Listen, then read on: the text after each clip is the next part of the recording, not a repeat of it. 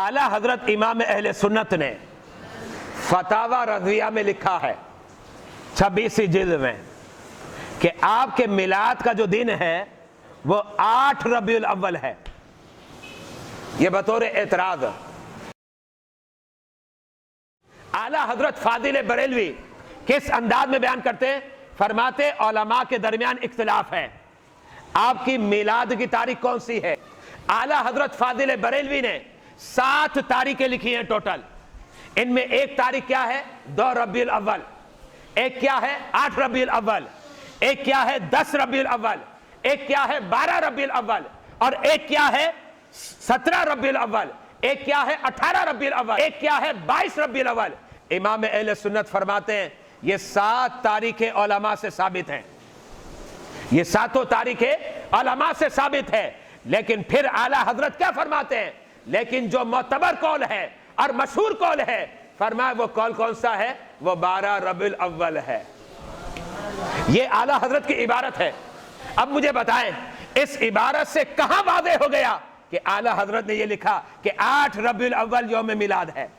اعلیٰ حضرت تو مختلف تاریخیں لکھتے ہیں اور تاریخیں لکھنے کے بعد اس بات کو واضح کرتے ہیں کہ معتبر اور مستند قول یہ ہے کہ 12 ربیع الاول کو میرے آقا علیہ الصلوۃ والسلام کا میلاد ہوا ہے, آپ کی پیدائش ہوئی. لیکن چلیں آپ خوش اس میں ہوتے ہیں تو پھر ہم کہتے چلو آپ اسی میں خوش ہو جاؤ, تو پھر آپ 12 ربیع الاول نہ مناؤ, 8 ربیع الاول ہی منا لو بھائی, کیونکہ تاریخ میں کوئی بحث نہیں ہے. اس لیے کہ ہم جو ہے یوم میلاد 12 ربیع الاول کو بھی مناتے ہیں اور ہمارے گھروں میں 10 ربیع الاول کو بھی منایا جاتا ہے, ہمارے گھروں میں ربیع ثانی میں بھی منایا جاتا ہے, ہمارے گھروں میں جو ہے محرم میں بھی منایا جاتا ہے. تو ہمارے یہاں کوئی پابندی نہیں ہے, پابندی تمہارے یہاں ہو سکتی ہے.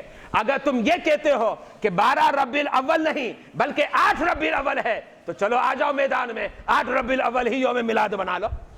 لیکن اعلیٰ حضرت فاضل بریلوی پر آپ جو جھوٹ باندھ رہے ہیں, جبکہ امام اہل سنت مختلف تاریخوں کو پیش کرنے کے بعد اس بات کو واضح کر چکے کہ 12 ربیع الاول ہی مشہور ہے, تو پھر امام اہل سنت کی طرف منسوب کرنا یہ اس سے کم نہیں ہوگا. لعنت اللہ علی الکاذبین, جھوٹوں پر خدا کی